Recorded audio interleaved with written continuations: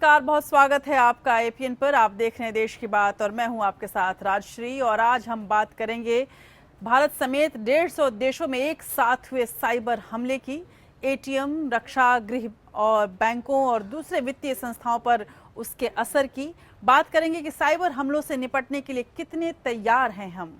Social media और दूसरे online platforms पर कितनी सुरक्षित हैं हमारी अहम जानकारियां, इसकी भी चर्चा करेंगे। और इस मामले में अदालत में चल रही सुनवाई के बारे में भी आपको बताएंगे। वहीं सुप्रीम कोर्ट में 3 तलाक पर केंद्र सरकार ने कौन सी नई दलील दी है, उसे भी हम आपसे साझा करेंगे और उसे समझने की कोशिश भी करेंगे। इंटरनेशनल कोर्ट ऑफ जस्टिस में भारतीय नागरिक कुलभूषण जाधव को पाकिस्तान में फांसी के खिलाफ चल रही सुनवाई में भारत सरकार के वकील ने किस तरह की पैरवी की, कौन से बिंदु रखे, कौन से तर्क रखे, वो भी आपको सुनवाएंगे। और जवाब में पाकिस्तान ने क्या कहा है, ये भी बताएंगे। प्रधानमंत्री नरेंद्र मोदी की नर्मदा के उद्गम स्थल अमरकंटक की यात्रा और पूजा अर्चना की तस्वीरें भी आप तक पहुंचाएंगे। और प्रधानमंत्री ने क्यों कहा है नर्मदा को परंपरा का एक रूप, ये भी दिखाएंगे। उत्तर प्रदेश विधानसभा में विपक्ष के हंगामे के शर्मनाक तस्वीरें भी आपके सामने होंगी। और क्या संदेश दे रहे हैं हमारे ये नेता इस तरह की घटनाएं कर इसे समझने की कोशिश करेंगे। योगी सरकार पर अपनी राय बताने के लिए लखनऊ में बुलाई गई है संघ की बैठक का क्या है असली मकसद, ये भी आपको हम समझाएंगे। सांप्रदायिकता और राष्ट्रवाद पर बहस कराने की क्यों आन पड़ी है जरूरत, और उत्तर प्रदेश से क्यों शुरू हुई है बात, ये भी समझने की कोशिश होगी। गुजरात विधानसभा चुनाव से पहले कांग्रेस में टूट के आसार और वाघेला की दूसरी बगावत की तैयारियों के बारे में भी आपको हम बताएंगे। और दिल्ली में आम आदमी पार्टी की कलह पर भी डालेंगे एक नज़र। और बागी कपिल मिश्रा ने अपना अनशन तोड़ दिया है और इस अनशन और विवाद के बीच क्यों कूद पड़ी हैं केजरीवाल की पत्नी और कपिल मिश्रा की मां, इसे भी समझने की कोशिश करेंगे। आपको दिखाएंगे कि मजदूर कल्याण में लगाया जाने वाला 20,000 करोड़ रुपए का फंड आखिर कहां गया, हमारा और आपका टैक्स का पैसा कैसे अधिकारी उड़ा ले गए, ये भी आपको बताएंगे। नक्सल समस्या से निपटने के लिए 44 जिलों में सड़क बनवाने की सरकार के फैसले पर भी करेंगे बात। और पुलिस की नौकरी के लिए हजारों युवाओं ने अर्जी दाखिल कर दिखाई है कश्मीरियत। वहीं आतंकी सरगना हाफिज सईद को नजरबंद करने की नाटक की असलियत भी साझा करेंगे। और साथ ही साझा करेंगे आपसे एक चौंकाने वाली जानकारी। किसी भी सुरक्षा एजेंसी ने आज तक दाऊद इब्राहिम और हाफिज सईद के प्रत्यर्पण के लिए नहीं दिया है अनुरोध पत्र। ये एक ऐसी जानकारी है जो एपीएन आप तक पहुंचाएगा। अंतर्राष्ट्रीय खबरों में वन बेल्ट वन रोड को लेकर चल रही चीन की कूटनीति पर भी डालेंगे एक नजर। और कोरिया कैसे पूरे विश्व के लिए बनता जा रहा है खतरा, ये भी आपको दिखाएंगे। और इसके अलावा बात इतिहास की होगी और सिने जगत की एक बेहद खूबसूरत अभिनेत्री को हम याद करेंगे जिनका नाम है माधुरी दीक्षित। तो चलिए शुरू करते हैं देश की बात के इस नए सफर को।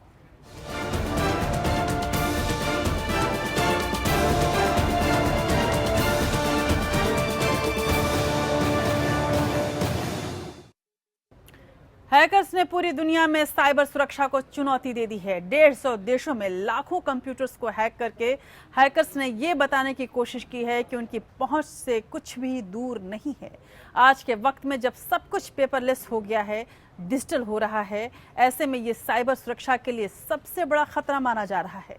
साइबर खतरा इस कदर बढ़ गया है कि भारत में एहतियातन कई एटीएम को हैकिंग के डर से बंद कर दिया गया है। और तब भी डर ये सता रहा है कि भारत के कई अहम वेबसाइट्स हैक हो सकती हैं।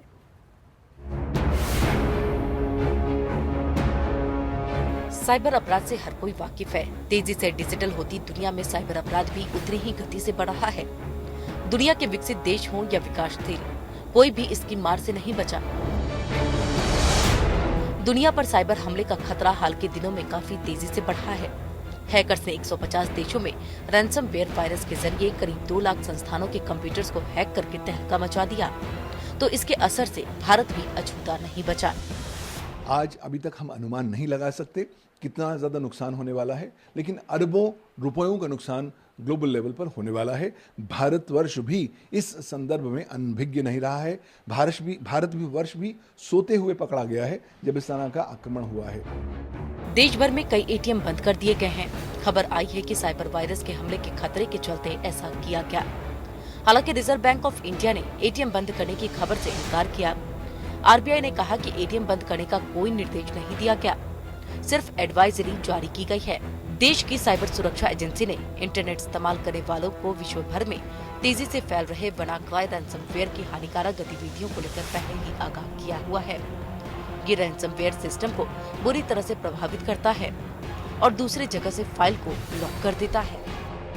हमारा कानून, जो भारत का सूचना प्रौद्योगिकी कानून है, वो इतना ज़्यादा अपंग और आउटडेटेड है कि वो रैंसमवेयर जैसी घटनाओं को भी साइबर क्राइम घोषित नहीं करता। अब आवश्यकता है कि हम अपनी निद्रा से जगें और अब प्रोएक्टिव अप्रोचेस अपनाएं। किस तरीके से हम इन तरह की साइबर सिक्योरिटी सिंध या रैंसमवेयर जैसी इन्फेक्शंस हैं, उनका सामना कर सकें। साइबर हमले का खतरा सिर्फ एटीएम तक ही सीमित नहीं है। प्रधानमंत्री कार्यालय, गृह मंत्रालय, रक्षा मंत्रालय और वित्त मंत्रालय तक के इसकी जद में आने का खतरा है। ऐसे में इस बात को लेकर सवाल उठना लाजमी है कि क्या हिंदुस्तान ऐसे खतरों से निपटने के लिए पूरी तरह से तैयार है। अक्सर देखा गया है कि हैकर्स कई सरकारी संस्थानों या निजी संस्थानों की वेबसाइट को आसानी से हैक कर लेते हैं। सुरक्षा एजेंसियां देश की सुरक्षा के मद्देनजर गोपनीय दस्तावेजों को लेकर पूरी तरह से सतर्क रहते हैं, लेकिन एक मामूली सी गलती भारी पड़ सकती है। इंटरनेट और सोशल मीडिया के युग में खुद को सुरक्षित मानकर बैठ जाना ठीक नहीं, और 150 देशों पर एक साथ हुआ साइबर अटैक इसका उदाहरण है। Bureau report, APN। और आज हम सुनिए सरकार में इसी मुद्दे को उठा रहे हैं। प्रधानमंत्री नरेंद्र मोदी देश को डिजिटल इंडिया बनाने की बात कह रहे हैं, लेकिन चिंता की बात यह है कि रैंसमवेयर जैसे साइबर हमले से कहीं प्रधानमंत्री के इस सपने को ग्रहण न लग जाए। कितने तैयार हैं हम, इस पर सुनिए आज सुनिए सरकार।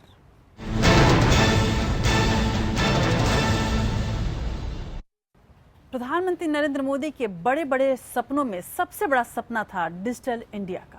डिजिटल इंडिया बनाने का ये मिशन उन्होंने शुरू भी किया। सरकारी क्षेत्र से लेकर बैंकों और न्याय व्यवस्था तक को ऑनलाइन बनाने का सपना पीएम मोदी ने देखा है। देखा जाए तो तेज विकास के त्वरित परिणाम और त्वरित न्याय दिलाने की दिशा में ये एक अच्छी पहल भी कही जा सकती है, लेकिन रैंसमवेयर हमले ने ये सोचने को मजबूर कर दिया है कि क्या हम डिजिटल इंडिया में जाने के लिए तैयार हैं? क्या हमारे यहाँ साइबर सुरक्षा तंत्र पर्याप्त रूप से मजबूत है? और यदि ऐसा नहीं है तो डिजिटल इंडिया का सपना क्या अभी दूर की कौड़ी नहीं है?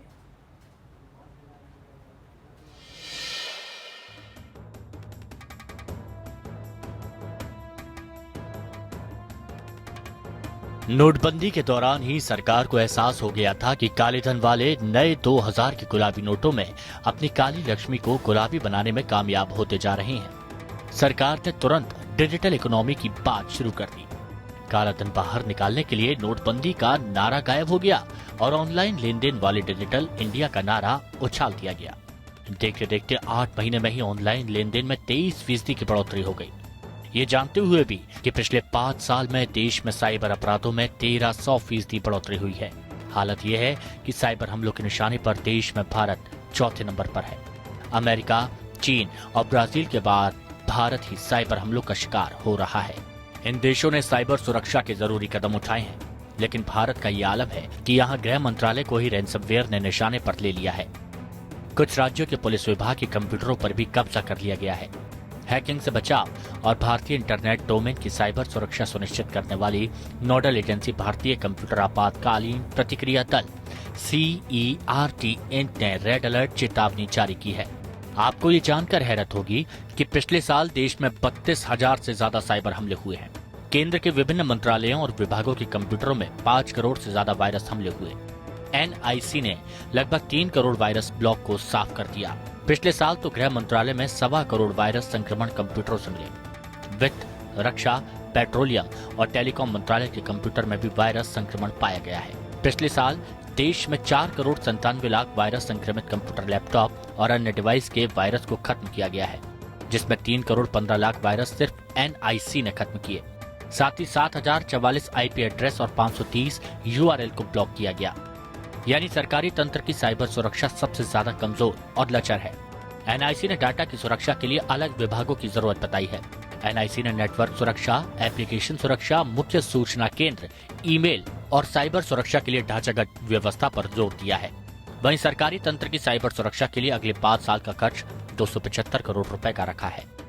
NIC ने सभी खुफिया ऑनलाइन गेटवे को जोखिम से बचाने के लिए अगले 5 सालों में 50 करोड़ रुपए का खर्च आने का अनुमान लगाया है। लेकिन असलियत ये है कि एक तरफ हम डिजिटल इंडिया और कैशलेस इकोनॉमी की बात कर रहे हैं, तो दूसरी तरफ डिजिटल प्राइवेसी और डेटा की सुरक्षा के लिए हमारा कानूनी ढांचा बहुत ही प्रारंभिक स्तर का है। एक तरफ कानून कमजोर है तो दूसरी तरफ कानून व्यवस्था को डिजिटल बनाने की बात हो रही है। ऐसे में अगर न्याय व्यवस्था साइबर हमलों की शिकार होती है तो एक बड़ा संकट खड़ा हो जाएगा। देखिए, यूनाइटेड स्टेट्स की वेबसाइट कोर्ट की, जो कि उनके सारे के सारे ऑडियो बीच में डिलीट हो गए।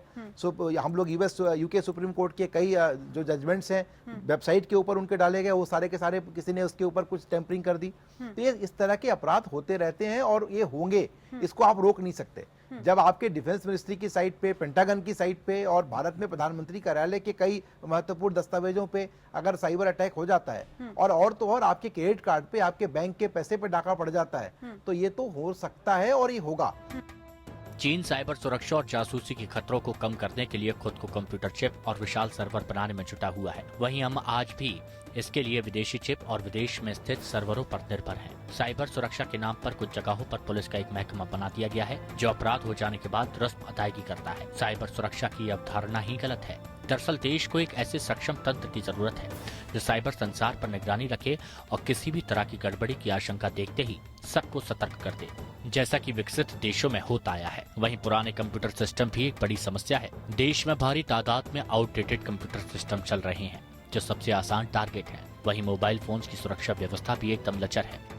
उधर उन हमलों से निपटने के लिए राजनीतिक इच्छा शक्ति इतनी कम है कि साल 2015 में राज्यसभा में बताया गया था कि साइबर अटैक के खतरों से निपटने के लिए national cyber crime coordination centre बनाया जाना है। इसको मंत्रालय की स्वीकृति मिल चुकी है, लेकिन ये अभी तक बना नहीं है। कैशलेस इकोनॉमी की मुहिम से पहले ही साइबर सुरक्षा के उपाय कर लिए जाने चाहिए। हालत ये है कि एक तरफ जब अपने खातों और जानकारियों को आधार के जरिए ऑनलाइन किया जा रहा है, वहीं सरकारी तंत्र की साइबर सुरक्षा की केवल 2 लेयर रखी गई है। ऐसे में जब CERT ने ताजा अटैक के मद्देनजर रिजर्व बैंक, शेयर बाजार और national payments corporation of India समेत देश के प्रमुख संस्थानों को अलर्ट जारी किया है, तो सरकार का डिजिटल इंडिया का मिशन सिर्फ जुमला नजर आता है। जहां एक साइबर गिरोह लीजन विजय माल्या, राहुल गांधी, कांग्रेस पार्टी और कुछ चर्चित टीवी पत्रकारों के ट्विटर अकाउंट्स हैक कर लेता है और देश की प्रतिष्ठापूर्ण साइट संसद.nic.in पर हमले की धमकी देता है, तो सोचने की जरूरत है कि जिस तरह नोटबंदी के पहले से कोई तैयारी नहीं की गई थी, उसी तरह डिजिटल इंडिया का नारा देने से पहले डिजिटल सुरक्षा के बारे में विचार तक नहीं किया गया। अंशुमन त्रिपाठी, APN।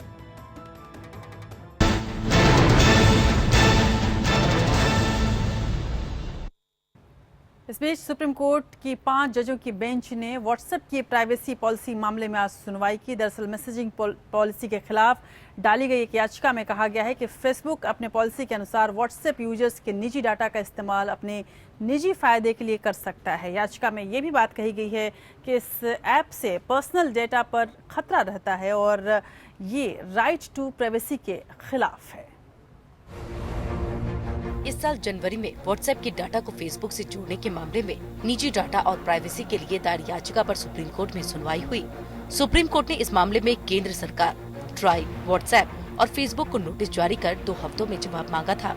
याचिकाकर्ता के वकील विश्वनाथन ने कहा कि उपभोक्ताओं के बारे में जानकारी देकर फेसबुक कमाई बढ़ाने की कोशिश कर रहा है। जवाब में व्हाट्सएप के वकील के वेणुगोपाल ने दलील दी कि व्हाट्सएप जैसे 18 और प्लेटफॉर्म है, लेकिन याचिकाकर्ता ने सिर्फ व्हाट्सएप को निशाना बनाया क्योंकि ये सोशल मीडिया का सबसे लोकप्रिय साधन है। व्हाट्सएप के ही वकील कपिल सिब्बल ने कहा कि देश में व्हाट्सएप के 1 अरब उपभोक्ता हैं, लेकिन किसी ने भी कंटेंट के वितरण का आरोप नहीं लगाया। सिब्बल ने कहा, जमाना बदल गया है, हम सूचना के डिजिटाइजेशन से बच नहीं सकते। हम अगर टैक्सी बुलाते हैं तो कंपनी वाले के पास हमारा नंबर चला जाता है। व्हाट्सएप निजता की हिफाजत के लिए चिंतित है। हम व्यक्तिगत डेटा का बिल्कुल वितरण नहीं करते। पिछली सुनवाई में केंद्र ने कहा था कि फिलहाल इस मामले की सुनवाई को टाला जाए क्योंकि केंद्र व्हाट्सएप, फेसबुक और अन्य ऐप्स में लोगों के डाटा को प्रोटेक्ट करने के लिए कानून बनाने पर गंभीरता से विचार कर रहा है। Bureau report, APN। तो एक और व्हाट्सएप पर निजता के सवाल पर कोर्ट में बहस चल रही है, तो दूसरी ओर अदालतें व्हाट्सएप पर भेजे गए समन को वैध भी मान रही हैं। दिल्ली की रोहिणी अदालत में सत्र न्यायाधीश ने प्रतिवादियों को व्हाट्सएप पर अदालत में हाजिर होने की सूचना को समन प्राप्त करना मान लिया और अंतरिम फैसला भी सुना दिया। व्हाट्सएप पर मिले समन को प्राप्ति मान लेने का ऐसा मामला देश के किसी भी निचली अदालत में पहली बार है और हालांकि इससे पीछे कई सवाल भी खड़े हो रहे हैं कि व्हाट्सएप नंबर आखिर वो कौन यूज कर रहा है और इस आधार पर यदि समन को तामील मान लिया जाए और उस पर फैसला सुना दिया जाए तो ये कितना प्रायोगिक होगा भारतीय संदर्भ में। और भारतीय संदर्भ की बात हो रही है तो ट्रिपल तलाक की भी बात कर लेते हैं। केंद्र सरकार ने सोमवार को सुप्रीम कोर्ट से कहा कि अगर अदालत 3 तलाक को अमान्य और असंवैधानिक करार देती है तो वह मुसलमानों के बीच शादी और तलाक के नियमन के लिए एक कानून लाएगी। इस बीच कोर्ट ने स्पष्ट किया कि अदालत गीता या कुरान की परिभाषा करने के लिए नहीं बैठी है बल्कि इस मामले की सुनवाई करना चाह रही है। अगर सुप्रीम कोर्ट 3 तलाक की प्रथा को खत्म करने का फैसला देता है तो मुस्लिम समाज में तलाक के लिए सरकार नया कानून बना सकती है। अटॉर्नी जनरल मुकुल रोहतगी ने प्रधान न्यायाधीश JS खेर की अध्यक्षता वाली 5 सदस्यीय संविधान पीठ से कहा कि अगर अदालत 3 तलाक को खारिज कर देती है तो केंद्र सरकार मुस्लिम समुदाय के बीच शादी और तलाक के नियमन के लिए एक कानून लाएगी। रोहतगी ने ये बात तब कही जब अदालत ने उनसे पूछा कि अगर इस तरह के तरीके निरस्त कर दिए जाएं तो शादी से निकलने के लिए किसी मुस्लिम मर्द के पास क्या तरीका होगा। It's only if the Supreme Court doesn't strike down triple talaq, then they will need legislation. But if it goes, then why do you need legislation? I think the Attorney General was trying to convey that they were, or the state is against talaq per se. All forms of divorce will go, and if all forms of divorce go, then you will have to bring in legislation. I don't think that's a very sensible idea. 3 तलाक पर केंद्र ने अपनी दलीलें शुरू की हैं। AG ने सुप्रीम कोर्ट में कहा, शादी तलाक का धर्म या धार्मिक प्रथा से कोई लेना देना नहीं है। किसी के जीवन को कैसे नियंत्रित किया जा सकता है। कोर्ट पवित्र कुरान, गुरु ग्रंथ साहिब या गीता की व्याख्या करने के लिए नहीं है। उन्होंने कहा कि 3 तलाक संविधान के खिलाफ है। ये महिलाओं की समानता, लैंगिक समानता और मानवाधिकार के खिलाफ है। कोई भी पर्सनल लॉ हो या प्रथा, उसे संविधान की कसौटी से गुजरना होगा। किसी भी महिला को दूसरे समुदाय की महिलाओं के समान हक होना चाहिए। 3 तलाक पर सुनवाई के दौरान कोर्ट ने सोमवार को फिर साफ कर दिया कि फिलहाल वो सिर्फ 3 तलाक के मुद्दे पर सुनवाई करेगा। संविधान पीठ ने कहा कि उसके पास जो सीमित समय है उसमें तीनों मुद्दों को निपटाना संभव नहीं है। उन्हें भविष्य के लिए लंबित रखा जाएगा। अदालत ने ये बात तब कही जब अटॉर्नी जनरल मुकुल रोहतगी ने कहा कि 2 सदस्यीय पीठ के जिस आदेश को संविधान पीठ के समक्ष पेश किया गया है उसमें 3 तलाक के साथ बहुविवाह और निकाह हलाला के मुद्दे भी शामिल हैं। संविधान पीठ में प्रधान न्यायाधीश के अलावा justice Kurian Joseph, justice RF Nariman, justice UU Lalit और जस्टिस अब्दुल नजीर शामिल हैं। Bureau report APN। और आप देख रहे हैं देश की बात। आगे हम आपको बताएंगे कि राम जेठमलानी ने कौन से सवाल अदालत के परिसर में पूछे हैं जेटली से। जेटली का मानहानि का मुकदमा था और उस पर जेटली ने क्या क्या जवाब दिया। लेकिन इस वक्त बात करते हैं कुलभूषण जाधव की। कुलभूषण जाधव मामले में इंटरनेशनल कोर्ट ऑफ जस्टिस में सुनवाई शुरू हो गई। भारत पाकिस्तान 18 साल बाद किसी केस में इंटरनेशनल कोर्ट में आमने सामने रहे। भारत ने पाकिस्तान की तरफ से कुलभूषण जाधव की फांसी की सजा के खिलाफ अंतर्राष्ट्रीय कोर्ट में अपील की है, जिसके बाद कुलभूषण की फांसी पर अंतर्राष्ट्रीय कोर्ट ने रोक लगा दी थी। हालांकि पाकिस्तान ने भी अपनी दलील आज रखी और पाकिस्तान ने कहा कि हम अपने राष्ट्रीय सुरक्षा से समझौता नहीं कर सकते और पाकिस्तान इस पूरे मामले पर कुलभूषण जाधव का कबूलनामा वाला वीडियो दिखाना चाहता था, जिसे अदालत ने इनकार कर दिया। Honorable President, esteemed members of this court, it is once again an honor for me to appear before this court to represent my country as its counsel. मशहूर वकील हरीश साल्वे ने अंतर्राष्ट्रीय कोर्ट में कुलभूषण जाधव के मामले में भारत का पक्ष रखा।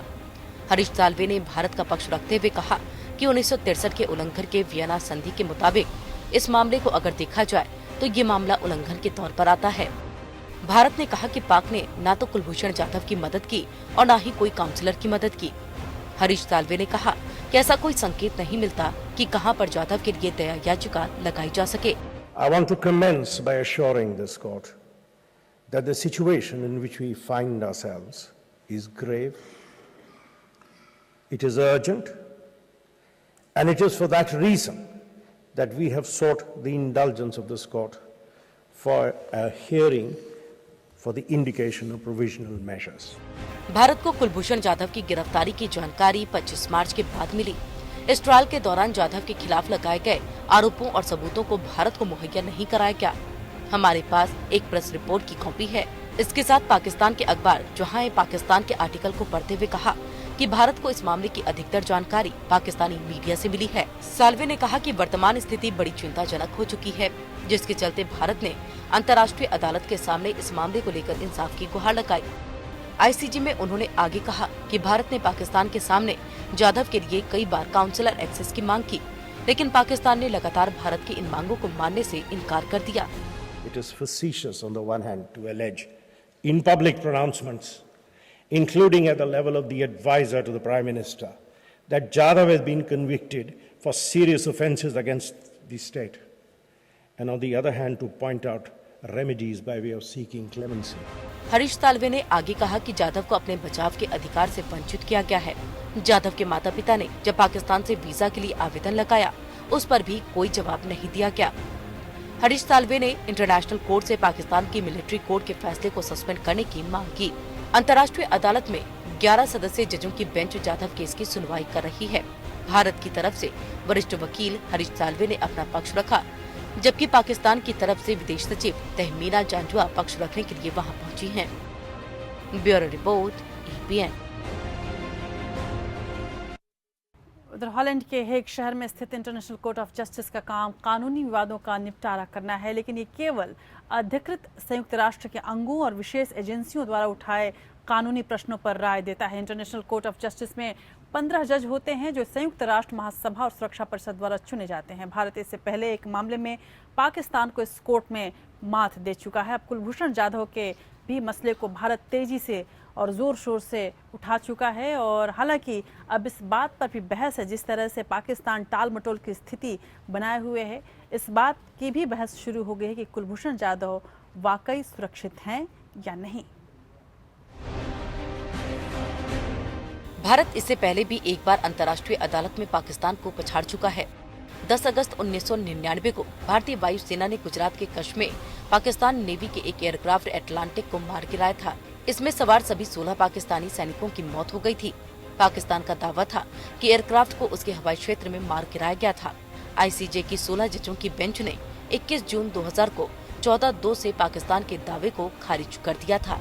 कुलभूषण जाधव के मामले में भारत ने बेहद ही गुपचुप तरीके से काम किया। भारत ने अंतर्राष्ट्रीय कानून में एक पेज का फायदा उठाया। भारत पाकिस्तान दोनों ही 1960 में आईसीजे का हिस्सा बने। हालांकि दोनों पक्षों की तरफ से दाखिल विरोध पत्रों की वजह से दोनों देश एक दूसरे के खिलाफ केस नहीं कर सकते। यही वजह है कि भारत कारगिल शहीद सौरभ कालिया के मर्डर के मामले में पाकिस्तान के खिलाफ मामला आईसीजे में दर्ज नहीं करा सका। ठीक उसी तरह कारगिल की जंग के कुछ दिन बाद ही भारतीय वायुसेना की तरफ से पाकिस्तानी प्लेन को मार गिराने के मामले में पड़ोसी मुल्क कुछ नहीं कर पाया। हालांकि जब भारत और पाकिस्तान ने वियना समझौते पर हस्ताक्षर किए तो वो अंतर्राष्ट्रीय कोर्ट के न्याय क्षेत्र में आ गए। भारत ने जाधव के मामले में इसी प्रावधान का इस्तेमाल किया। इंटरनेशनल कोर्ट ऑफ जस्टिस संयुक्त राष्ट्र का महत्वपूर्ण न्यायिक अंग है। 1945 में हॉलैंड के हेग शहर में इसकी स्थापना हुई थी। इंटरनेशनल कोर्ट ऑफ जस्टिस का काम कानूनी विवादों का निपटारा करना है। ये केवल अधिकृत संयुक्त राष्ट्र के अंगों और विशेष एजेंसियों की तरफ से उठाए कानूनी प्रश्नों पर राय देता है। इंटरनेशनल कोर्ट ऑफ जस्टिस में 15 जज होते हैं जो संयुक्त राष्ट्र महासभा और सुरक्षा परिषद की तरफ से चुने जाते हैं। Bureau report, EPN। और बात करते हैं प्रधानमंत्री नरेंद्र मोदी की। प्रधानमंत्री नरेंद्र मोदी नर्मदा सेवा यात्रा में शामिल होने के लिए पावन नगरी अमरकंटक पहुंचे। यहां उन्होंने नर्मदा मंदिर में विशेष पूजा अर्चना की। इस दौरान मुख्यमंत्री शिवराज सिंह चौहान भी उनके साथ मौजूद रहे। नर्मदा सेवा यात्रा का मकसद नर्मदा नदी को साफ सुथरा बनाने के लिए लोगों को इस अभियान से जोड़ना है। जीवनदायिनी नर्मदा नदी को साफ सुथरा बनाने के लिए नर्मदा सेवा यात्रा के समापन के मौके पर प्रधानमंत्री नरेंद्र मोदी ने उससे जुड़े अपने सुझाव साझा किए। उन्होंने कहा कि गुजरात से होने के कारण उन्हें नर्मदा के एक एक बूंद की कीमत पता है। प्रधानमंत्री नरेंद्र मोदी ने कहा कि बिना लोगों के सहयोग के इतना बड़ा आंदोलन चलाना सरकार के बस में नहीं है। कौन सा राज्य में स्वच्छता का क्या चल रहा है, कौन सा शहर स्वच्छ है, जन भागीदारी लोकतंत्र की सबसे बड़ी ताकत होती है और अगर हम जन सामर्थ्य, जन शक्ति, जन भागीदारी इसकी उपेक्षा करेंगे तो सरकारें कुछ भी करने में समर्थ नहीं होगी। नर्मदा उद्गम स्थल मंदिर में पूजा अर्चना करने के बाद पीएम मोदी ने कार्यक्रम को संबोधित किया। मोदी ने कहा कि नदी संरक्षण पुण्य का काम है और मां नर्मदा को बचाना होगा।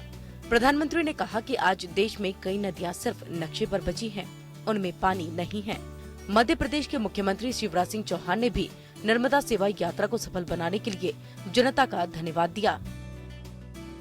जब निकले तो पूरा वातावरण नर्मदामय हो गया और एक ही चाह सबके मन में पैदा हुई, नर्मदा जी के अस्तित्व को बचाएंगे, नर्मदा जी को प्रदूषण रहित करेंगे और उसके लिए समाज सन्नद्ध हुआ। तो ये यात्रा कोई कर्मकांड नहीं, एक अनुष्ठान बन गई। प्रधानमंत्री नरेंद्र मोदी 11 दिसंबर 2016 से शुरू हुई नमामि देवी नर्मदे सेवा यात्रा के 156 दिन बाद समापन कार्यक्रम में शामिल होने अमरकंटक पहुंचे। नर्मदा नदी बचाने और पर्यावरण की रक्षा के लिए मध्य प्रदेश सरकार ने ये पूरा आयोजन किया। 25 लाख लोगों ने नदी के संरक्षण का संकल्प लिया। मध्य प्रदेश में 18 शहर नर्मदा के किनारे बसे हैं।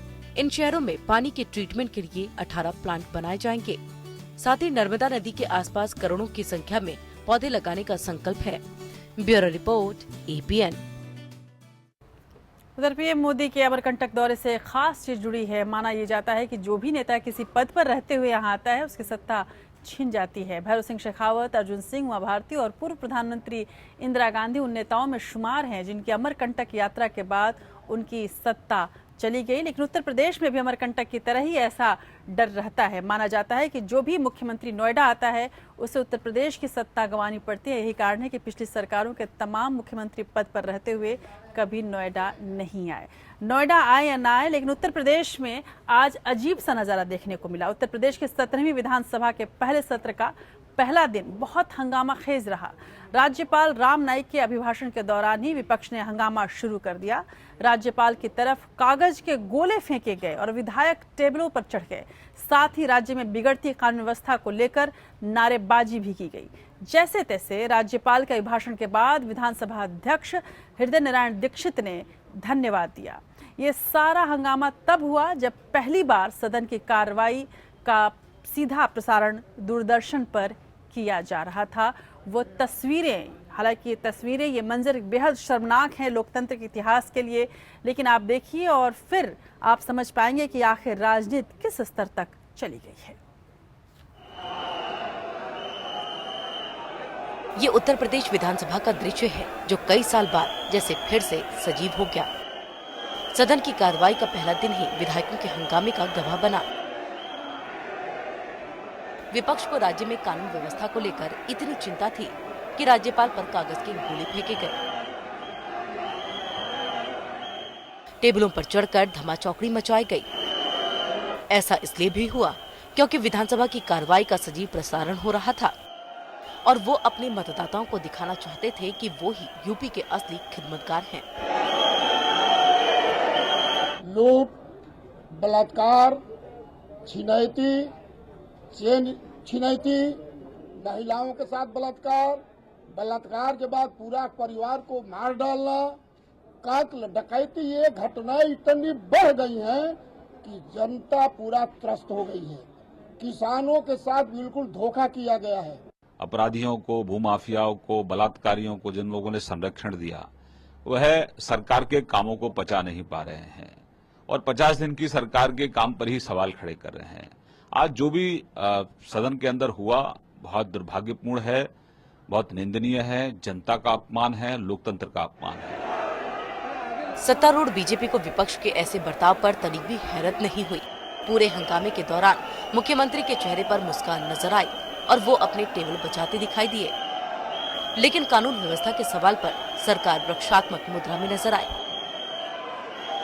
जहां सरकार को सजग रूप से कानून व्यवस्था को ध्यान में रखते हुए उनके ऊपर कड़ी कार्रवाई करनी चाहिए, लेकिन सरकार ने अब तक कोई कार्रवाई न करके इस बात का संकेत दिया है कि उत्तर प्रदेश में कानून व्यवस्था नाम की कोई चीज आज बची नहीं रही है। जो पूर्व मुख्यमंत्री हैं अखिलेश यादव पूरे दिन बैठे रहे, उस समय उन्होंने कुछ बोला नहीं। कुर्सियों और मेज पे खड़े होकर उन लोगों ने, विपक्ष ने गोले बना के निशाना ताना राज्यपाल के ऊपर। ये साफ दिखाता है कि किस प्रकार का इनकी मानसिकता है। बहरहाल 403 सदस्यों वाली विधानसभा में कुल 75 विधायक विपक्ष के हैं, इसलिए बीजेपी सरकार पर इस हंगामे का असर नहीं है। लेकिन कानून बनाने वाले जब लोकतांत्रिक व्यवस्था का मजाक उड़ाएं, तो जनता पर असर जरूर पड़ता है। विरोध करने के लिए टेबलों पर खड़ा होना जरूरी नहीं, न ही राज्यपाल पर कागज के गोले फेंकना संसदीय परंपरा का निर्वाह है। लेकिन टीवी के कैमरे लगे हों तो नेता लोग खुद को जनता के असली रहनुमा साबित करने में कोई कोर कसर नहीं छोड़ते। लेकिन इसमें कोई संदेह नहीं कि विपक्ष के असंसदीय व्यवहार से प्रदेश में कानून प्रशासन की चिंताजनक हालत के लिए सरकार का दोष कम नहीं हो जाता। 22 तारीख तक चलने वाले इस सत्र में जीएसटी जैसे बिल को पारित करवाने के लिए सरकार को विपक्ष से तालमेल करना होगा। अनामिका सिंह, APN, लखनऊ। और इतने हंगामे के बीच भी कहीं शांति थी। अखिलेश यादव के ठीक पीछे बैठे थे शिवपाल यादव और अखिलेश यादव ने मुड़कर पीछे देखा तक नहीं और न ही शिवपाल यादव से कोई बात की। ये आप समझ सकते हैं कि किस तरह का शीत युद्ध यहाँ चल रहा है। उधर सिर्फ यूपी ही नहीं, देश भर की विधानसभाओं में कई बार ऐसे मौके आए हैं जब नेताओं के कारण लोकतंत्र को शर्मसार होना पड़ा है। देखिए इन तमाम घटनाओं पर एक नजर। यूं तो लोकतंत्र के मंदिर में जनता से जुड़े सवाल और दिक्कतों पर बहस होनी चाहिए, लेकिन सियासत की मजबूरियां नेताओं को ऐसे काम करने पर मजबूर करती हैं जो लोकतंत्र के नाम पर न सिर्फ शर्मनाक है बल्कि जनता की गाढ़ी कमाई की बर्बादी भी है। यूपी विधानसभा में ये दृश्य कोई पहली बार नहीं है। इससे पहले भी तमाम मौकों पर ऐसी तस्वीरें दिखाई पड़ी हैं। 22 अक्टूबर 1997 को यूपी विधानसभा का वो दिन आज भी लोगों के जहन में जिंदा है, जब यूपी विधानसभा अखाड़े में तब्दील हो गई थी। मौका कल्याण सिंह के विश्वास मत हासिल करने का था, लेकिन बहस के बजाय जूतम पैजार शुरू हो गई। विधायकों ने एक दूसरे पर जमकर माइक और जूते फेंके। कई विधायकों को चोटें भी आई। 10 नवंबर 2009 को महाराष्ट्र विधानसभा में विधायकों की शपथ ग्रहण के लिए बैठक बुलाई गई। समाजवादी पार्टी के विधायक अबू आदमी का हिंदी में शपथ लेना MNS के विधायकों को इतना नागवार गुजरा कि वो हिंसा पर उतारू हो गए। बाद में चारों विधायकों को 4 साल के लिए सस्पेंड कर दिया गया। 13 मार्च 2015 को केरल विधानसभा में बजट सत्र के दौरान तत्कालीन वित्त मंत्री KM मणि को मार्शलों के घेरे में बजट पेश करना पड़ा। मणि पर भ्रष्टाचार के आरोपों के चलते विपक्षी बीजेपी और LGF ने उन्हें बजट न पेश करने देने का ऐलान किया था। जैसे ही मणि ने बजट पढ़ना शुरू किया, विपक्षी सदस्यों ने धक्का मुक्की शुरू कर दी। हाथापाई में 2 विधायकों को चोट आई। अक्टूबर 2015 को जम्मू कश्मीर विधानसभा में गौमांस के मसले पर जमकर हंगामा हुआ। बात इतनी आगे बढ़ गई कि निर्दलीय विधायक इंजीनियर रशीद और बीजेपी विधायकों के बीच हाथापाई हो गई। इसी तरह 19 दिसंबर 2016 को त्रिपुरा विधानसभा में उस वक्त हंगामा मच गया जब पूर्व विपक्षी नेता और तृणमूल कांग्रेस विधायक सुदीप रॉय बर्मन स्पीकर रमेंद्र देवनाथ का औपचारिक मेस यानी छड़ी लेकर सदन से बाहर भाग गए। त्रिपुरा के वन और ग्रामीण विकास मंत्री नरेश जमातिया पर सेक्स स्कैंडल से जुड़े होने का आरोप था। इस मामले पर विधायक सुदीप बर्मन चर्चा कराने की मांग कर रहे थे, लेकिन स्पीकर ने चर्चा से मना कर दिया, जिसके बाद वो स्पीकर की छड़ी लेकर भाग गए। Bureau report, APN। उधर उत्तर प्रदेश सरकार और राष्ट्रीय स्वयंसेवक संघ के बीच तालमेल को लेकर आज लखनऊ में एक अहम बैठक बुलाई गई। इस बैठक में RSS के नेता कृष्णा गोपाल और बीजेपी के चुनिंदा नेता भी मौजूद रहे। समझाया जा रहा था कि इस बैठक में योगी सरकार के कामकाज पर संघ की राय से अवगत कराया जाएगा। इससे पहले रविवार को RSS को राष्ट्रवादी संगठन बताते हुए मुख्यमंत्री आदित्यनाथ योगी ने सांप्रदायिकता और राष्ट्रवाद पर बहस कराने की बात कही। सांप्रदायिकता और राष्ट्रवाद पर बहस आज के दौर में लाजमी भी है, लेकिन इसके लिए बहस का माहौल और संवाद की स्वस्थ परंपरा के निर्वाह की भी जरूरत है। इसके लिए जरूरी है कि हिंदुत्व की सनातनी परंपरा को समझा जाए। स्वस्थ माहौल में स्वस्थ बहस आज के वक्त की जरूरत है, इसमें कोई शक नहीं। और इसी बहस पर देखिए हमारी स्पेशल रिपोर्ट।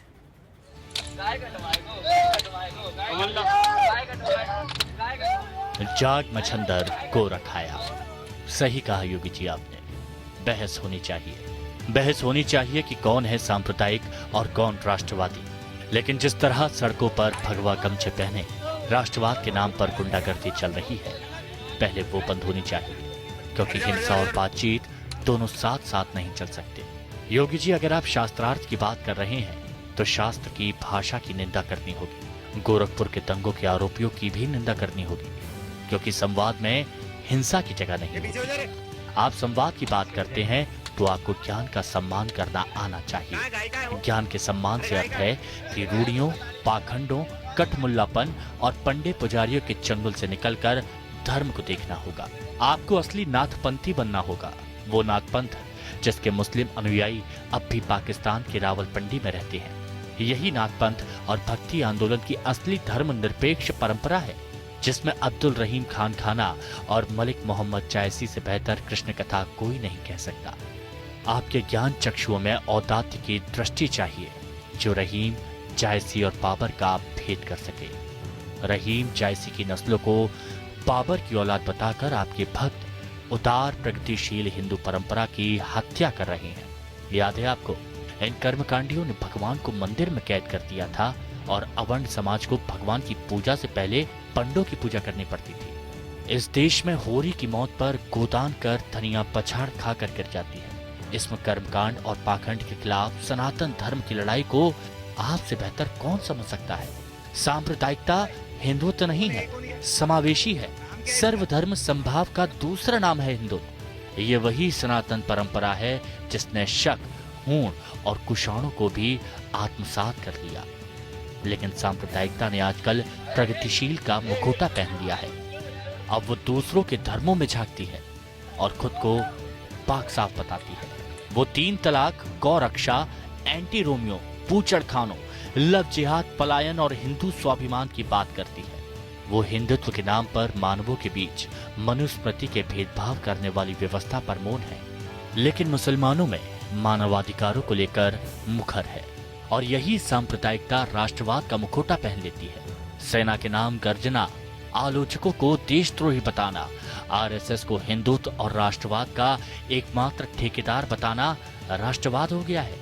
सत्ता में पहुंचने के लिए देश की आस्थावान जनता की श्रद्धा को राजनीतिक रूप से बुनाने का दूसरा नाम हो गया है राष्ट्रवाद। गजब की विडंबना है कि ये राष्ट्रवाद उस होरी की बात नहीं करता जो देश में हर कुछ घंटे में दम तोड़ रहा है।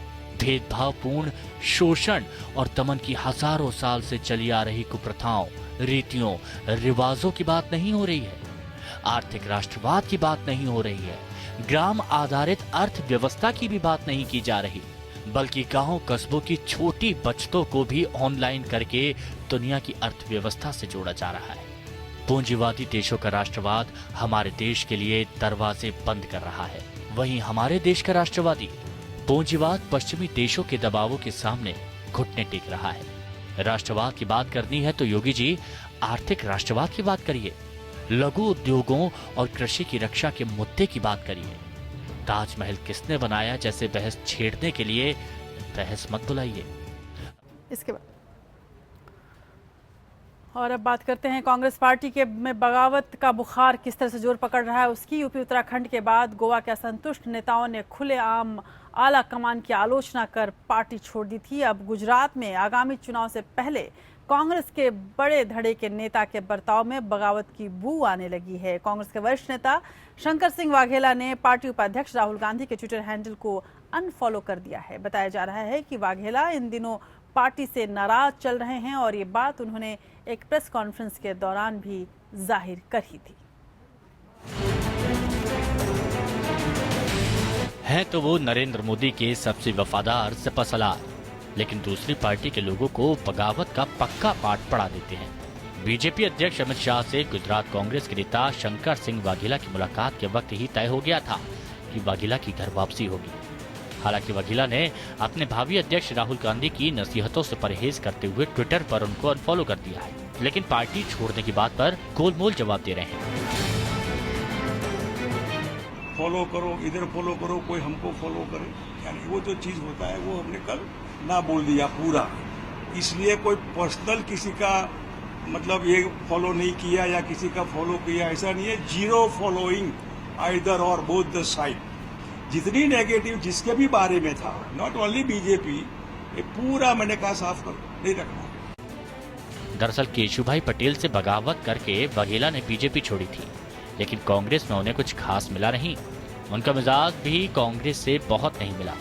गुजरात चुनाव से पहले पार्टी के 54 में से 36 विधायकों ने वाघेला को मुख्यमंत्री पद का दावेदार घोषित करने की मांग की। आलाकमान को ये मांग खल गई। पार्टी के प्रदेश प्रभारी अशोक गहलोत ने साफ कर दिया कि पार्टी किसी के चेहरे पर चुनाव नहीं लड़ेगी।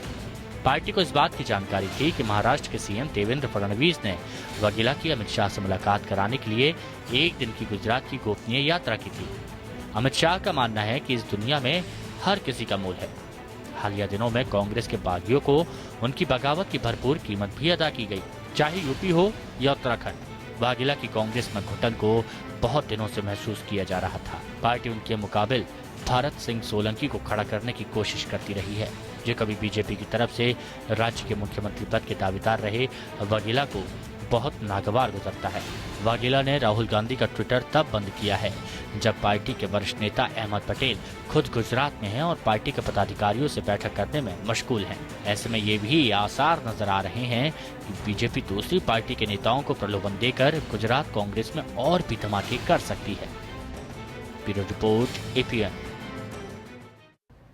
तो एक बगावत का सुर आप में भी बहुत जोर शोर से उठ चुका है। आपके भ्रष्टाचार के खिलाफ कपिल मिश्रा का अनशन खत्म हो गया है, लेकिन उन्होंने ऐलान किया है कि वो केजरीवाल की एक एक पोल खोल देंगे। कपिल मिश्रा सीबीआई के सामने केजरीवाल सरकार की शिकायत भी करेंगे। इन सब के बीच इस लड़ाई में केजरीवाल की पत्नी और कपिल मिश्रा की मां भी कूद पड़ी हैं। एक अपने पति को तो दूसरे अपने बेटे के साथ खड़ी नजर आ रही हैं।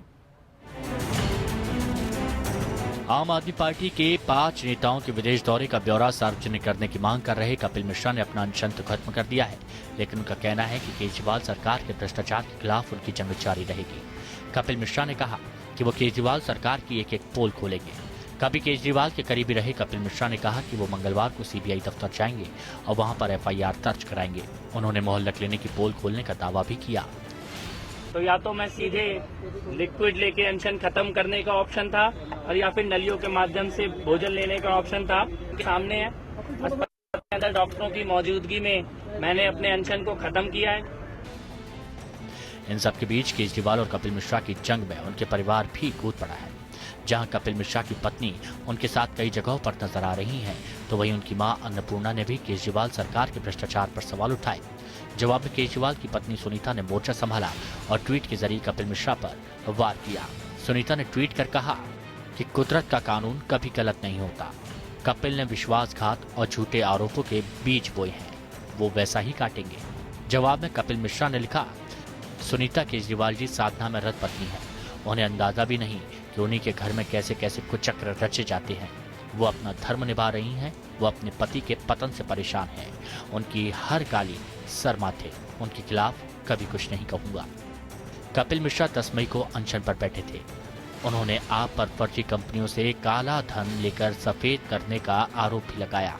कपिल मिश्रा मांग कर रहे हैं कि केजरीवाल पिछले 2 सालों में अपने 5 नेताओं संजय सिंह, आशीष खेतान, राघव चड्ढा, सत्येंद्र जैन और दुर्गेश पाठक के विदेशी दौरों के खर्च का नजरिया उजागर करें।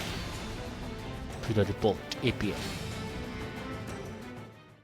तो केजरीवाल के मुश्किल बने हुए हैं कपिल मिश्रा। वहीं केजरीवाल ने अरुण जेटली के लिए तमाम मुश्किलें पैदा करने की कोशिश की। दिल्ली हाई कोर्ट में वित्त मंत्री अरुण जेटली की ओर से दिल्ली के मुख्यमंत्री अरविंद केजरीवाल पर दर्ज मानहानि के मामले में वरिष्ठ वकील राम जेठमलानी ने आज अरुण जेटली से कुल 42 सवाल पूछे और कोर्ट में कई बार तीखी नोक झोंक भी हुई।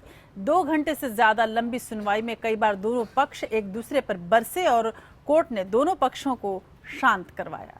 कोर्ट में जेठमलानी ने जेटली से कहा कि क्या आपके आचरण को प्रमाणित करने के लिए पीएम मोदी को अदालत में बतौर गवाह बुलाया जाए, क्योंकि उन्होंने ही आपको अपनी कैबिनेट में मंत्री बनाया है, वही आपके बारे में बेहतर बता सकते हैं। हालांकि कोर्ट ने जेठमलानी के इस सवाल को खारिज कर दिया। जेठमलानी ने पूछा कि मानहानि केस में आपने कहा कि फिरोज शाह कोटला में स्टेडियम के निर्माण को लेकर एसोसिएशन ने सरकारी नियमों के मुताबिक ही कुछ बिजनेस हाउस से डोनेशन लिया गया था और अंबानी ने भी 22 करोड़ के डोनेशन देने का प्रपोजल दिया था। इस पर जेटली ने कहा कि इसका फैसला उन्होंने एसोसिएशन पर छोड़ दिया था। मामले की सुनवाई अब 17 मई को होगी। गौरतलब है कि इसी मामले में राम जेठमलानी की फीस को लेकर भी विवाद पैदा हो चुका है और ये माना गया था, ये सूत्र बता रहे थे कि राम जेठमलानी को आपने कैश में पैसे दिए हैं। उधर निर्माण उद्योग में लगे मजदूरों के कल्याण पर खर्च होने वाले 20,000 करोड़ रुपए का कहीं अता पता नहीं है। अब एक याचिका पर सुप्रीम कोर्ट ने सरकार से पैसे को लेकर पूछताछ की है। साथ ही सर्वोच्च अदालत ने कैग से इस फंड का पता लगाकर सूचित करने को कहा है और पूछा है कि क्या ये सब कुछ अधिकारियों के चाय पानी पर खर्च हो गया है। देश के कंस्ट्रक्शन उद्योग में लगे मजदूरों के कल्याण पर खर्च होने वाली 20,000 करोड़ रुपए की धनराशि का ब्यौरा नहीं मिलने पर एक NGO national campaign committee for central legislation on construction labour की जनहित याचिका पर सुनवाई करते हुए सुप्रीम कोर्ट ने केंद्र सरकार से पूछा कि सारा पैसा कहां गया, कहीं ये पैसा चाय पार्टी या अफसरों की सैर सपाटे पर तो खर्च नहीं हुआ। सर्वोच्च अदालत ने नियंत्रक और महालेखा परीक्षक कैग से इस फंड का पता लगाकर जानकारी देने को कहा है। एनजीओ ने अपनी याचिका में आरोप लगाया कि निर्माण मजदूरों के कल्याण के लिए रियल एस्टेट फर्मों से वसूले गए वैधानिक उपकर यानी सेस का ठीक तरह से इस्तेमाल नहीं हो रहा है, क्योंकि लाभार्थियों की पहचान और उन तक लाभ पहुंचाने के लिए कोई उपयुक्त तंत्र मौजूद नहीं है। इस पर कैग की ओर से दाखिल हलफनामे और रिपोर्ट को देखने के बाद सुप्रीम कोर्ट ने हैरानी जताई।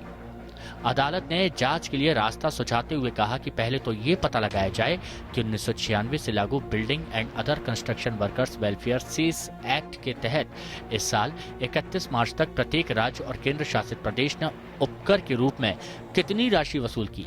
साथ ही ये भी पता लगाया जाए कि इस दौरान जुटाई गई धनराशि में से कितना पैसा कंस्ट्रक्शन वेलफेयर बोर्ड को दिया गया। इससे पहले 2015 में भी सुप्रीम कोर्ट ने निर्माण मजदूर कल्याण फंड के तकरीबन 26,000 करोड़ रुपए खर्च नहीं होने को लेकर केंद्र और राज्य सरकारों को कड़ी फटकार लगाई थी। Bureau report, APN. अब एक अच्छी खबर दे देते हैं। आमतौर पर कश्मीर घाटी में एक और जहां पत्थर फेंकते हुए कुछ अलगावदी नजर आते हैं, तो उससे कहीं ज्यादा हजारों की संख्या में युवा लड़के और लड़कियां कश्मीर पुलिस में भर्ती के लिए पसीना बहा रही हैं। फर्क बस इतना है कि एक बिना कोई मेहनत किए चंद पैसों के लिए जवानों पर पत्थर बरसाता है, तो दूसरा खून पसीना बहाकर परिवार का नाम रोशन करना चाहता है। जहां एक तरफ हाल ही में कश्मीर के कई छात्र पुलिस पर पत्थरबाजी करते नजर आए, वहीं दूसरी तरफ लाखों कश्मीरी युवा पुलिस की नौकरी करना चाहते हैं। जम्मू कश्मीर में पुलिस बहाली में पारदर्शिता लाने के लिए पहली बार भर्ती का काम एक प्राइवेट कंपनी को दिया गया है। खबर आ रही है कि कांस्टेबल के 5,362 पदों के लिए पूरे राज्य से करीब 1,18,000 आवेदन आए हैं। वहीं 680 सब इंस्पेक्टर पदों की पोस्ट के लिए करीब 70,000 युवाओं ने अर्जी दी है। पुलिस में भर्ती होने के लिए आवेदन करने वालों में महिलाएं भी हैं, लेकिन उनकी संख्या काफी कम है। कश्मीर में पुलिस भर्ती परीक्षा का पहला चरण पूरा हो चुका है। कुलगाम, पुलवामा और शोपिया को छोड़ बाकी जिलों में फिजिकल एंड्योरेंस टेस्ट और फिजिकल स्टैंडर्ड टेस्ट परीक्षाएं हो चुकी हैं। पहले चरण की परीक्षा पास कर लेने वाले उम्मीदवारों को एक लिखित परीक्षा देनी होगी। सबसे अधिक 5,121 उम्मीदवार अनंतनाग जिले से हैं। वहीं करगिल जिले में 1,029 लोगों ने आवेदन किया है। दक्षिण कश्मीर के हिंसाग्रस्त जिलों यानी अनंतनाग में 5,121, कुलगाम में 2,902, शोपिया में 3,419 और पुलवामा में 1,704 युवाओं ने पुलिस बल में शामिल होने के लिए आवेदन किया है। सब इंस्पेक्टर पद के लिए 1,187 महिलाओं ने आवेदन किया है। सबसे अधिक 31 महिलाओं ने श्रीनगर से आवेदन किया है। वहीं लद्दाख के लेह जिले से केवल 18 महिलाओं ने आवेदन किया है। कांस्टेबल पद पर भर्ती के लिए लखनऊ स्थित एक कंपनी को ठेका दिया गया है। वहीं सब इंस्पेक्टर पद के लिए एक अन्य एजेंसी को जिम्मा सौंपा गया है। हाल ही में जम्मू कश्मीर पुलिस ने अपने जवानों और अधिकारियों को घर न जाने के लिए कहा है, खासतौर पर दक्षिण कश्मीर में। पिछले कुछ समय में आतंकियों ने कई पुलिस वालों के घरों पर हमला किया। हाल ही में भारतीय सेना के लेफ्टिनेंट उमर फयाज को उनके एक रिश्तेदार के घर में घुसकर अगवा कर लिया गया और अगली सुबह उनका शव मिला। दिशा बिष्ट, एपीएन।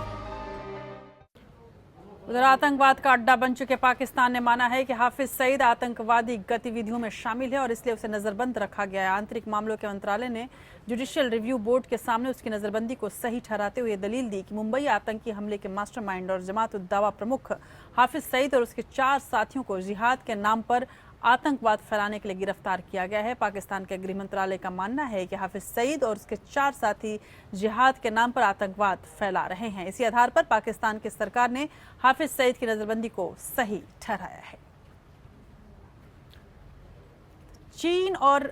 चीन और भारत एशिया की 2 बड़ी ताकतें हैं और यही कारण है कि कई मुद्दों को लेकर अक्सर दोनों ही आमने सामने रहते हैं। भारत ने चीन के प्रस्तावित 1 बेल्ट 1 रोड का विरोध किया है। भारत की दलील है कि इस योजना का एक हिस्सा उसके इलाके यानी पाकिस्तान के कब्जे वाले कश्मीर से होकर गुजरता है, लिहाजा उसे चीन की इस योजना को वो मंजूरी नहीं दे सकता। चीन ने भारत के रवैये पर अफसोस जताया है, लेकिन कहा कि इससे उसकी योजना पर कोई फर्क नहीं पड़ेगा और इन सब के बीच भारत ने चीन की काट खोजने का काम भी शुरू कर दिया है। 1 बेल्ट 1 रोड समिट में भारत के शामिल न होने के फैसले को खेदजनक बताते हुए चीन के मुखपत्र ग्लोबल टाइम्स ने लेख लिखा।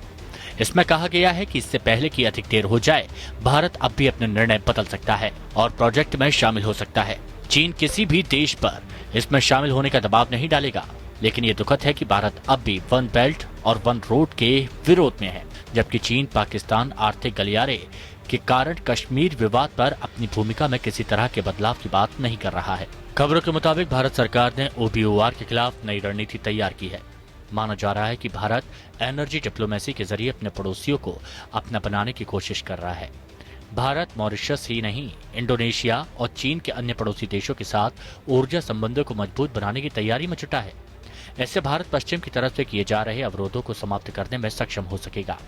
भारत हिंद महासागर क्षेत्र में अपने सभी करीबी देशों को साथ रहा है। मॉरिशस के साथ जुड़ने से भारत अपनी पकड़ अफ्रीकी देशों तक भी बना सकता है। बेल्ट एंड रोड फोरम में पाकिस्तान समेत 29 देशों के नेता भाग ले रहे हैं। भारत ने पाकिस्तान के कब्जे वाले कश्मीर से होकर गुजरने वाले $50 अरब के चीन पाकिस्तान आर्थिक गलियारे को लेकर संप्रभुता संबंधी चिंताओं के कारण इसका बहिष्कार किया है। Bureau report APN। उधर भारत और अमेरिका के बीच रक्षा संबंध लगातार बढ़ रहे हैं। कुछ सालों पहले तक जहां दोनों पक्षों के बीच काफी कम रक्षा व्यापार था, लेकिन ओबामा और मोदी की जुगलबंदी में इसने रफ्तार पकड़ी और इसके बाद ये बढ़ता ही जा रहा है। आज के वक्त में अमेरिका भारत को हथियार आयात करने के मामले में शीर्ष देशों में शामिल करता है। सबसे ताज़ा डील के मुताबिक अमेरिका भारत को बायोकेमिकल और परमाणु हथियारों से बचाने में सक्षम सूट मुहैया कराएगा, जिसे सेना को दिया जाएगा और इससे सेना बायोकेमिकल हमलों से बच सकती है। और आप देख रहे हैं देश की बात, आखिरी पड़ाव पे हैं हम, तो बात करते हैं देश दुनिया के आज के इतिहास की।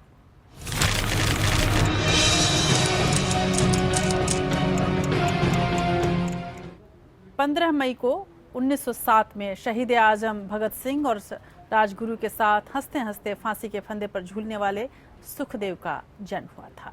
15 मई 1935 में रूस की राजधानी मॉस्को में मेट्रो को लोगों के लिए पहली बार खोला गया था और 15 मई 1958 में सोवियत संघ ने सैटेलाइट स्पुतनिक 3 का सफल लॉन्च किया था और 15 मई 1958 में ही भारत में उपहार कर यानी गिफ्ट टैक्स की शुरुआत हुई थी। और आज बॉलीवुड की सबसे खूबसूरत अभिनेत्रियों में से एक मानी जाने वाली माधुरी दीक्षित का 50वां जन्मदिन है। जी हाँ, 49 बसंत देख चुकी माधुरी दीक्षित सौंदर्य, नृत्य और अभिनय की ऐसी मल्लिका हैं जो आज भी उनका जादू दर्शकों पर बरकरार है। उनकी भावभंगिमा और अदायगी, नृत्य की थिरकन और लोच उनको अपने वक्त की सभी दूसरी अदाकाराओं से जुदा करती हैं। मुंबई की मराठी परिवार में जन्मी थी माधुरी दीक्षित। माइक्रोबायोलॉजी MSc कर चुकी माधुरी बचपन से ही बड़ी पढ़ाकू सी थी, लेकिन नृत्य का शौक 3 बरस की उम्र में माधुरी को ऐसा लगा कि नृत्य और सुंदरता के संगम ने उन्हें सफलता के चरमोत्कर्ष पर पहुंचा दिया। एक वक्त ऐसा था जब नंबर 1 से लेकर 10 तक केवल माधुरी दीक्षित का ही नाम आता था। 1984 में तेजाब फिल्म से उनकी करियर को नई उड़ान मिली। अगले साल ही एक के बाद एक 3 हिट फिल्मों की झड़ी लगा दी। राम लखन, परिंदा और त्रिदेव ने उन्हें सुपरस्टार बना दिया। 1990 में यानी अगले साल ही किशन कन्हैया और फिर दिल आई और दिल में उनके किरदार के लिए उन्हें फिल्म फेयर सर्वश्रेष्ठ अभिनेत्री का पुरस्कार भी मिला। और अगले साल प्रहार में और हाल ही में गुलाबी गैंग में लीक से हटकर रोल करके अपने आलोचकों से अभिनय का क्षमता का लोहा मनवाने वाली माधुरी दीक्षित हमेशा से अपने चाहने वालों के दिलों में बसती हैं। तो माधुरी दीक्षित की सबसे खूबसूरत नज़ारों के साथ आपको छोड़ जाते हैं। आज देश की बातें बस इतना ही। देखते रहिए आप एपीएन। नमस्कार।